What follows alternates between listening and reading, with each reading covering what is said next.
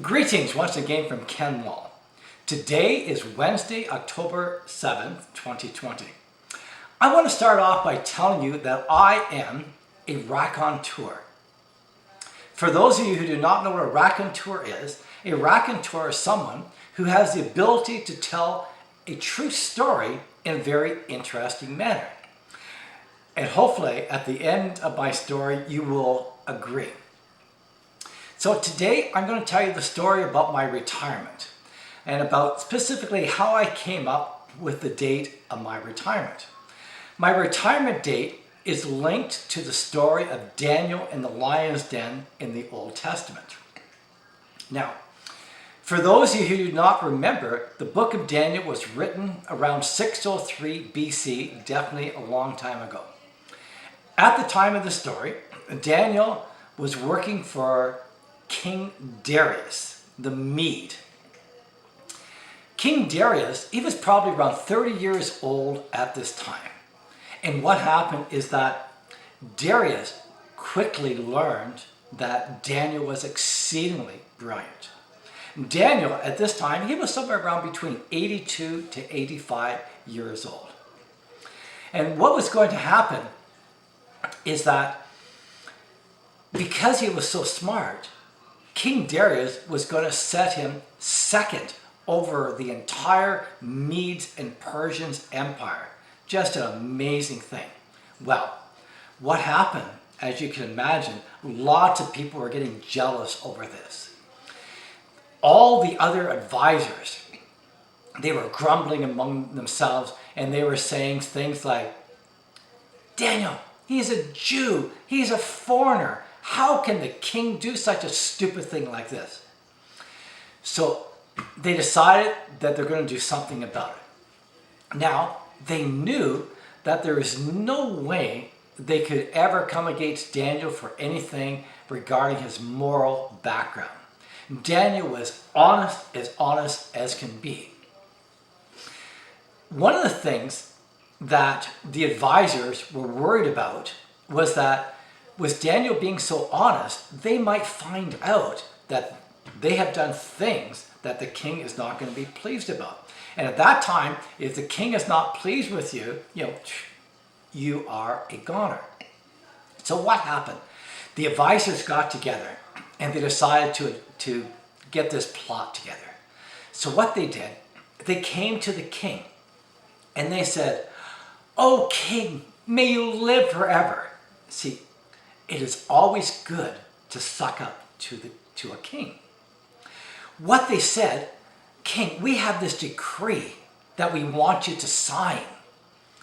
The decree simply says that for the next 30 days, that anyone who bows down to worship has to worship you as God. Well, the king, he had a great deal of ego. And he says, "Wow, I like that. That sounds really good." So he signs the document. It is all set. Now, what happened is anyone went against the decree, they would immediately be thrown into the lion's den. Not a nice thing to happen. But as soon as King Darius signed this document, they knew we got Daniel. Because what happened, as soon as Daniel found out that this decree was signed, he went up to his room and he started praying to God. The advisors saw this.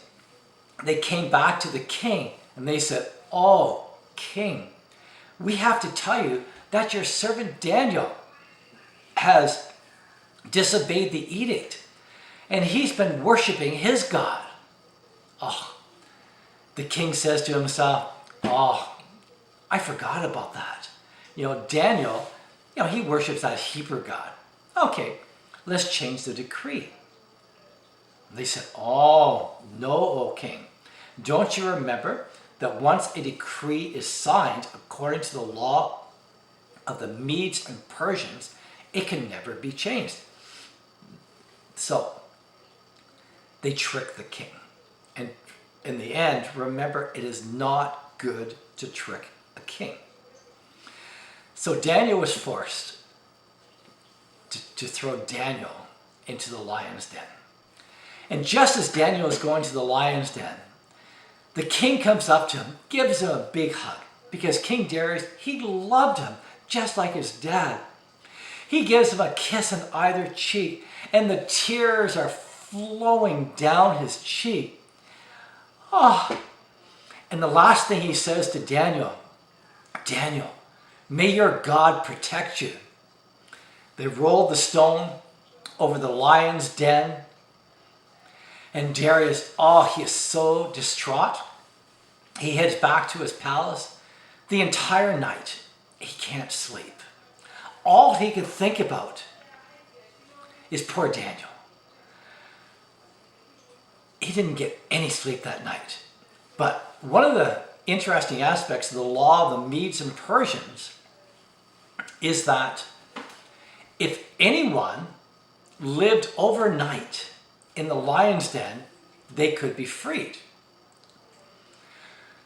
So next morning, dawn arrives.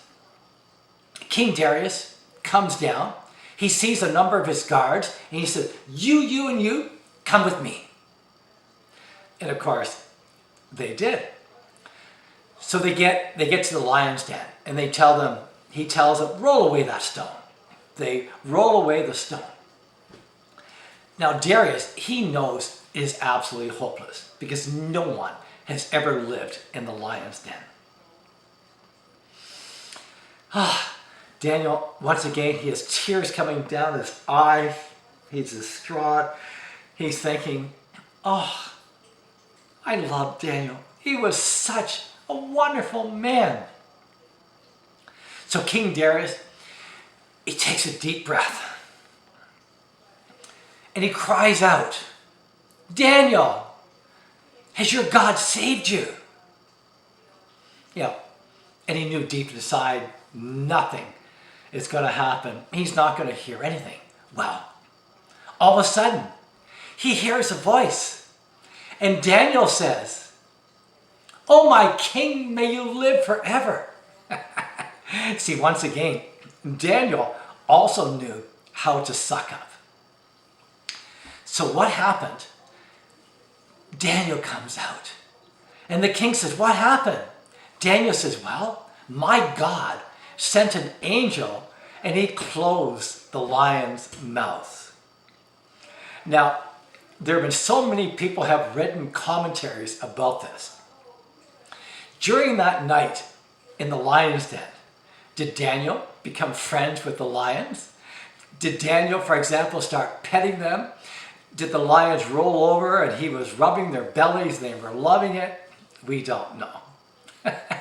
I tend to think that was the case, that Daniel had a great time that night with the lions.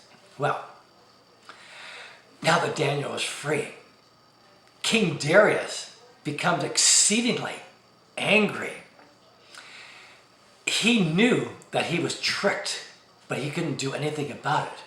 But now that Daniel was free, he said to his soldiers, all of you go get every one of those advisors, their wives, and all their kids, and immediately throw them into the lion's den.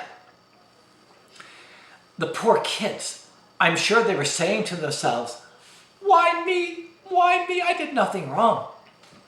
But don't forget, Darius is a pagan king. And at this time, a king would never allow his enemies' kids to live long enough so that they might come against him. So Daniel is alive, and he does indeed get put over the entire empire, with only King Darius being greater than he is. Now, here is why that story is so important to my retirement. My wife Darlene, who I love to say the love of my life, she has been retired for over 2 years now, and for the last 2 years she has been saying to me, Ken, you can retire if you want to. We won't have a great deal of money, but we'll have enough money to survive. So what I did, I got a document out. I signed it with my retirement date and signed it. And just like the law of the Medes and Persians, it can never be changed. So my official retirement date, which is written in stone, is going to be on my birthday, May 10th. Initially, I was thinking of having my retirement last year on my birthday, May 10th, but I did. So my official retirement is May 10th, and the year is 2044. That will actually make me 90. Now, this is true. One of the main reasons that I want that date has to do with the hairdresser that Darlene and I went to. This gentleman's name was Robert, and he retired at the age of 90 3/4. At the age of 90, if we can see this, his hand is as steady as mine. Well, what happened? At the age of 90 3/4, he came down with a bad bout of the flu, and when he got better, he said to his wife, I'm going to retire. So I thought, 90. So that leaves me with 24 years and 8 months before I retire. And I want to see what great things I can do in this retirement. At the very beginning of these YouTube videos, I mentioned my biggest goal over these next number of years is to get my MTS, my Master's of Theological Studies at McMaster University. And I'm really looking forward to getting that. Now, I want to see for the rest of my working days how many things that I can actually accomplish. And I thought to myself, this would be a good time to tell you about some of the accomplishments of people who were older. The first person I want to tell you about is this gentleman's name, Faju Singh. At the age of 100, he ran the Scotiabank Marathon. I actually ran that marathon. And when I ran it, I actually ran it with a woman who had never completed a marathon before, and I helped her to complete this one. Well, what happened, what they did, because Singh was 100 years old, they let Singh start an hour early. And truthfully, I couldn't even remember that I'd forgotten that he was running this marathon. So I'm running along, and all of a sudden, it was so amazing. Ahead of me, I see this huge entourage of all these guys wearing turban with Singh in the very center of the group. So as I'm passing him, I wave at him, I shout, I'm clapping and I'm cheering. Because you got to admit, at the age of 100, that's a pretty amazing accomplishment. And Singh, it gets better for him. At the London Olympics, when Singh was 101, he carried the Olympic torch. You got to admit, that's a pretty good accomplishment. Now, my next story is about this particular man. And I'm sure that all of you recognize this as Colonel Harlan Sanders. But did you know, at the age of 65, he was totally broke?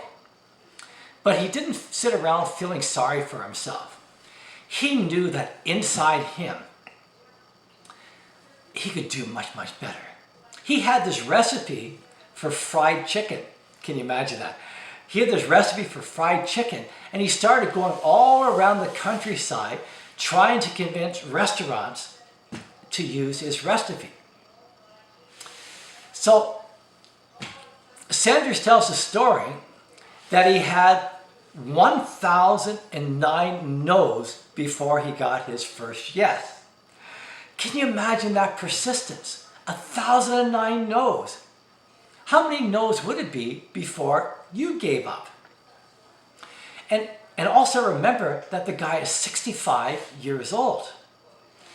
I looked it up online, and it says that in the world, there are now over 23,000 Kentucky Fried Chicken locations. And it all started when he was 65. The last person I want to talk to is someone most of you probably have never heard of before. Her name is Grandma Moses.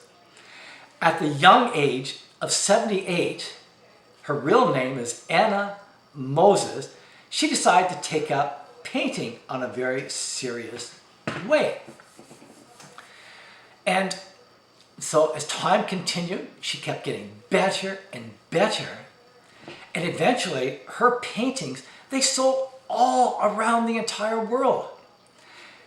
In 2006, one of her paintings was called Sugaring Off, was sold for 1.2 million US dollars. What an accomplishment.